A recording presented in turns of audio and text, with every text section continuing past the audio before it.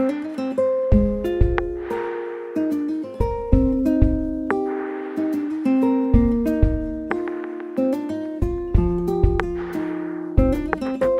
vais laisser Erta parler de son expérience.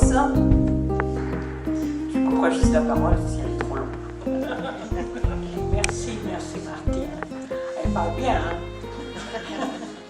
Bon, elle a parlé beaucoup de structures et essentiellement d'EHPAD. Ça marche ou pas? Ça marche. Essentiellement d'EHPAD, voire même de maisons de retraite médicalisées. Ce n'est pas du tout mon cas. La structure dans laquelle, les structures pardon, dans lesquelles j'ai vécu, il en existe des centaines en France. On les appelle résidences seniors avec service. Elles sont plus ou moins chères, c'est le choix de la famille souvent, question de finances. Mais en fait, nous qui y vivons, il nous manque un tas de choses là-dedans.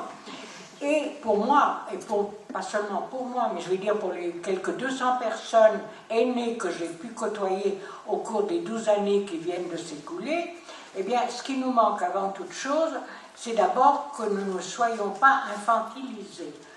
On a bien déjeuné, on a bien dormi, alors vraiment ça nous... Bon, alors je vous dirais, ça nous casse les pieds.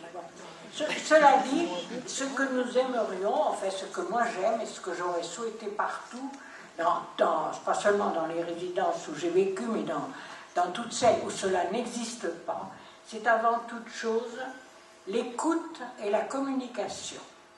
On ne nous écoute pas et on ne peut pas communiquer. On n'a jamais le temps. Le personnel est pris, il n'a pas le temps, il n'y a pas d'effectif, il n'y a pas ceci, il n'y a pas cela, il n'y a surtout pas de volonté.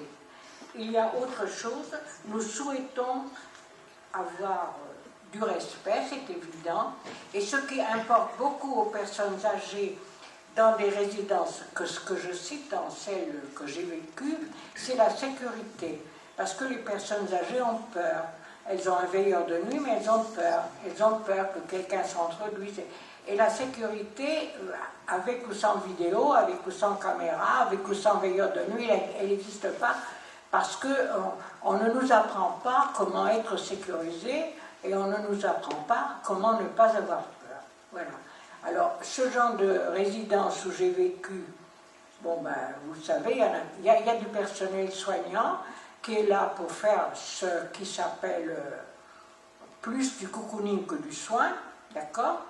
Mais si vous voulez, les personnes qui rentrent là-dedans, et elles rentrent avec l'idée d'y changer quelque chose, de dire moi je vais faire mieux, je vais faire bien, on va m'écouter, et au bout de 3 mois, autant elles sont résignées.